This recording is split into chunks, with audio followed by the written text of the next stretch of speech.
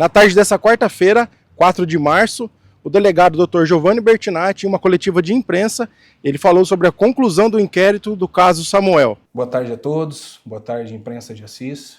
Estou aqui para falar um pouco sobre o caso Samuel, bastante divulgado aqui na sociedade de Assis, né?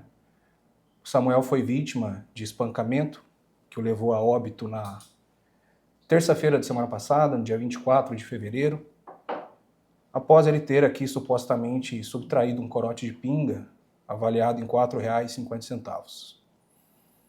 A Polícia Civil de Assis rapidamente agiu, e já no dia seguinte a gente conseguiu identificar e prender o autor desse delito, que foi identificado como o responsável, o proprietário por esse estabelecimento comercial.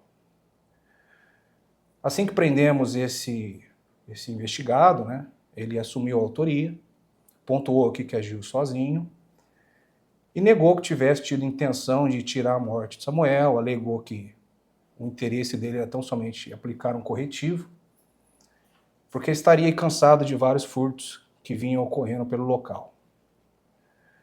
Iniciamos as investigações e rapidamente conseguimos concluí-la. Concluímos ela hoje, com uma semana de investigações. E aqui eu quero parabenizar os policiais civis, os policiais militares, os policiais científicos, que trabalharam muito, trabalharam bem, e possibilitaram que nós concluíssemos aqui o caso de modo bastante rápido, né? É um clamor da família, um clamor da sociedade. E aqui eu só tenho a parabenizá-los. Sobre a conclusão do caso Samuel, eu queria pontuar aqui que, desde que nós prendemos o investigado, ele está preso até então, ele permanece preso. Não é verdade que ele já foi solto, ele passou por audiência de custódia já no dia seguinte e ele permanece preso até então. Também podemos apontar aqui que a gente concluiu que esse investigado agiu sozinho, que ninguém o auxiliou a praticar esse delito. E a motivação dele aqui nós já expusemos, ele alega que estava cansado de tantos furtos pelo local e resolveu fazer justiça com as próprias mãos. Também é importante destacar aqui, não é verdade que o Samuel seria um furtador contumaz, até mesmo porque nós realizamos o levantamento da vida pregressa do Samuel e não existe nenhuma anotação nos registros dele pela prática de furtos ou roubos. Então, é provável que esse tenha sido o primeiro crime patrimonial, o primeiro furto, o primeiro roubo que o Samuel veio a cometer. E nós conseguimos também realizar uma investigação sobre a vida do Samuel e podemos apontar também, não há nada que indique que o Samuel seria uma pessoa violenta, que ele seria uma pessoa agressiva. Então, até onde sabemos, a comunidade lá já o conhecia por ser uma pessoa frágil, com uma saúde debilitada, e com um problema de alcoolemia bastante sério. Essa alcoolemia dele ficou constatada nas análises médicas que foram realizadas no seu corpo. O Instituto Médico Legal de Assis fez uma análise bastante aprofundada sobre o óbito do Samuel, sobre o corpo do Samuel. Ele realmente possuía lesões sérias no seu corpo por conta da alcoolemia já em estágio avançado. E, de fato, aconteceram as paradas cardiorrespiratórias que a equipe médica que o atendeu inicialmente veio apontar. Nada obstante, o Instituto Médico Legal conseguiu concluir que a morte do Samuel se deu em decorrência de traumatismo crânioencefálico. O Samuel faleceu em razão das diversas agressões físicas que sofreu, em razão de diversos golpes que ele teve na cabeça, que ocasionaram esse traumatismo crânioencefálico e que foram a causa principal do seu óbito. Também é importante destacar que o Instituto Médico Legal também conseguiu nos apontar aqui que o Samuel possuía lesões majoritariamente na região da cabeça e da face. Então ele foi agredido principalmente na região da cabeça e justamente por isso ocasionou o traumatismo crânioencefálico. Dito isso, a gente analisou todas as provas, a gente analisou testemunhos, a gente analisou os vídeos que foram gravados pelo próprio investigado, divulgado em redes sociais.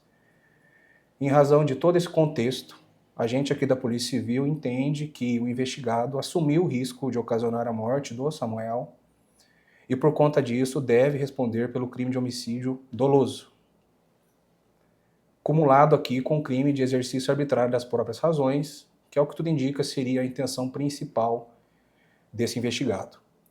Ele responde por esses dois crimes, pelo crime de exercício arbitrário das próprias razões e pelo crime de homicídio.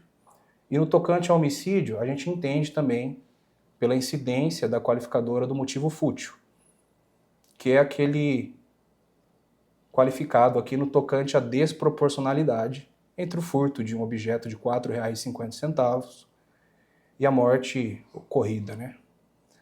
A gente entende que não se deve olhar com bons olhos furtos, mas aqui a gente está num embate bastante intenso sobre o que é mais importante. E certamente aqui a gente entende que o mais importante é a vida. Então, dito isso, nós concluímos a investigação na presente data e encaminhamos o caso ao Poder Judiciário e ao Ministério Público. E caso eles concordem com o nosso posicionamento, caso discordem, temos que respeitar, mas caso concordem com o nosso posicionamento, ao final seria o caso do investigado ser processado e posteriormente julgado pelo tribunal do júri. Ele já tem alguma passagem, o investigado? O investigado não possui anotações criminais. Doutor, eu queria que você falasse um dos questionamentos, né, que a população traz, né, quando acontece esse tipo de crime, é porque a identidade do autor do crime não é divulgada, o nome, a foto. Eu queria que você esclarecesse um pouco sobre isso. Claro, claro. Existe uma questão legal sobre a divulgação da qualificação completa e a fotografia de investigados. No tocante a essa questão legal, entende que somente poderia divulgar esses dados após o trânsito julgado de uma sentença penal condenatória. Aqui não somos nós que estamos pontuando isso, é uma questão legal, é a lei que assim determina, e é uma política institucional da Polícia Civil a não divulgação da foto e nem da qualificação completa dos nossos investigados. Quem acompanha o nosso trabalho sabe que nós não divulgamos a qualificação de ninguém que nós prendemos. Nós fazemos os releases, mas em todos eles não constam a qualificação completa dos investigados, tampouco foto, independentemente do caso. Após os 30 dias, há alguma possibilidade de ele ficar em liberdade? Existe a possibilidade dele ficar em liberdade e existe a possibilidade dessa prisão temporária ser convertida em prisão preventiva. A gente encaminhou o caso como concluído agora ao Poder Judiciário e ao Ministério Público. A princípio, a prisão é temporária por ser a prisão que melhor se adequa à investigação. Agora, o Poder Judiciário, principalmente, vai deliberar se mantém ele preso a título de prisão preventiva ou se coloca em liberdade. Nós encaminhamos a nossa conclusão aqui ao Ministério Público e ao Poder Judiciário. A princípio, ele permanece preso, porque ainda está no prazo da prisão temporária por 30 dias. E ao final dessa, ou até mesmo antes dessa, se o Poder Judiciário e o MP agirem antes disso, essa prisão pode ser convertida em prisão preventiva ou ele ser posto em liberdade. O investigado era professor de educação física, também de artes marciais, doutor? Sim, Otacílio, isso foi uma questão que nós consideramos, inclusive.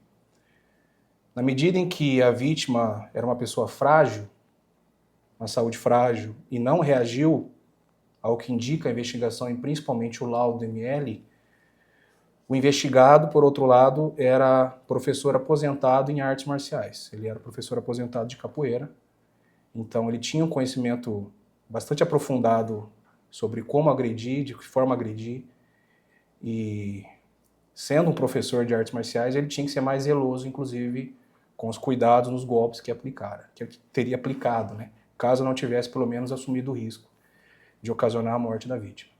Doutor, dentro da investigação entra algum envolvimento do autor do crime com o tráfico de drogas? A gente levantou essa questão, a gente apurou esses fatos, mas não há nada que indique isso até então. O investigado, todo momento que fez o depoimento sobre a presença da Polícia Civil, teve algum momento de arrependimento do que aconteceu? Eu que conduzi o interrogatório desse investigado, e eu não posso negar que ele demonstrou, sim, arrependimento. Ele estava bastante abalado aqui no seu interrogatório. Foi um interrogatório razoavelmente longo, mas o que aconteceu, aconteceu. A gente tem que analisar qual que era o intento dele, qual que era o ânimo dele no momento dos fatos. Posteriormente, muito embora ele tenha demonstrado um arrependimento, a gente entende por todo o contexto da investigação que ele assumiu sim o risco do resultado morte, mas eu não posso negar que ele tenha demonstrado, ao menos para mim aqui, algum arrependimento sim. E por que ele fez a filmagem e comentou alguma coisa durante esse processo? Sim, ele alegou que aquela era inclusive a motivação principal dele ter agredido a vítima. Ele falou que ele estava cansado de tantos furtos que ele vinha sofrendo no seu estabelecimento comercial e por conta disso perdeu a cabeça, praticou aquele crime e inclusive filmou. Contudo, a gente fez um levantamento aqui e apesar dele alegar que é constantemente vítima de furto naquele local, ele não registrou nenhuma ocorrência de furto como vítima. Então é um pouco incongruente da parte dele ele ser tão reiteradamente vítima de furto e nunca chamar a polícia, nunca registrar uma ocorrência. E aqui fica orientação para todo mundo, principalmente para os comerciantes. Se vocês são vítimas de crime, chamem a polícia. As pessoas vão ser presas, vão ser responsabilizadas, porque não é o caso de praticar justiça com as próprias mãos. Resultados trágicos como esse aconteceram e podem voltar a acontecer se os comerciantes insistirem em praticar justiça com as próprias mãos. Então recomendo, foi vítima de um furto? Se conseguir deter a pessoa naquele momento, segura, não agrida, chama a polícia ou registra a ocorrência depois aqui com a gente.